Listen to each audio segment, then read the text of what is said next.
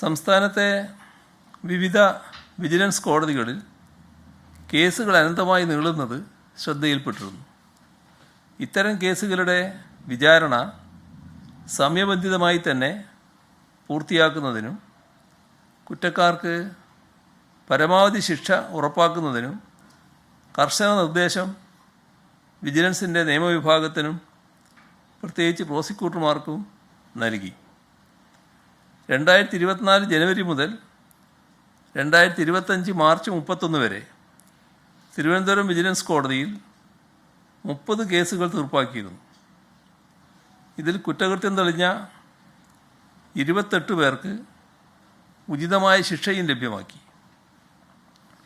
Kottayam vigilance കോടതിയിൽ 12 കേസുകൾ തീർപ്പാക്കിയതിൽ 7 പേർക്കെതിരെയും, Muvattupuzha vigilance കോടതിയിൽ തീർപ്പായ 21 കേസുകളിൽ കുറ്റക്കാരെന്ന് കണ്ടെത്തിയ 4 പേർക്കെതിരെയും, തൃശ്ശൂർ വിജിലൻസ് കോടതി തീർപ്പാക്കിയ 6 കേസുകളിൽ 53 പേരെയും, കോഴിക്കോട് വിജിലൻസ് കോടതിയിൽ തീർപ്പായ 13 കേസുകളിൽ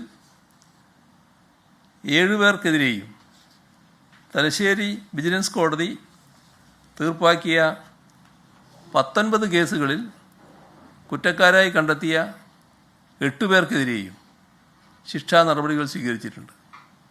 ഇതും വിജിലൻസിൻ്റെ ചരിത്രത്തിലെ സർവകാല റെക്കോർഡാണ്.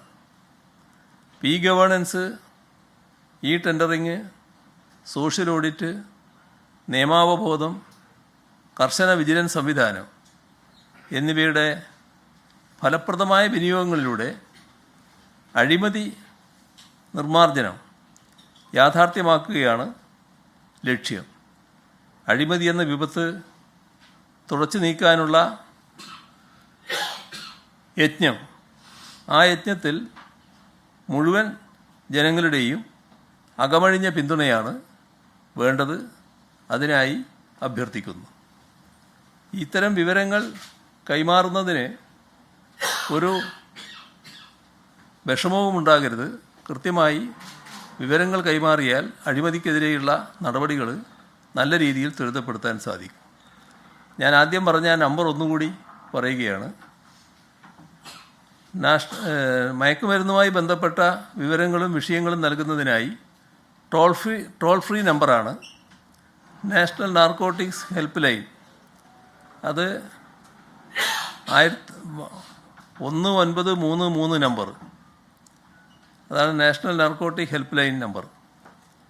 ADGP ലോ ആൻഡ് ഓർഡറുടെ ഓഫീസിൽ പ്രവർത്തിച്ചു വരുന്ന ആൻറ്റി നാർക്കോട്ടിക് സെൽ വിഭാഗത്തിൻ്റെ 9497979794.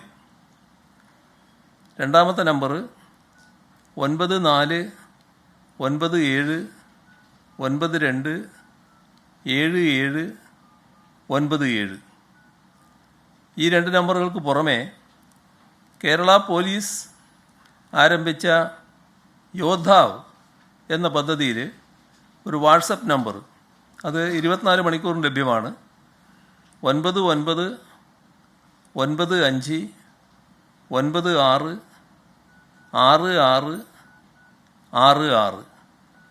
ഇത്രയും നമ്പറുകൾ ഇപ്പോൾ ലഭ്യമാണ്. ഇത്രയും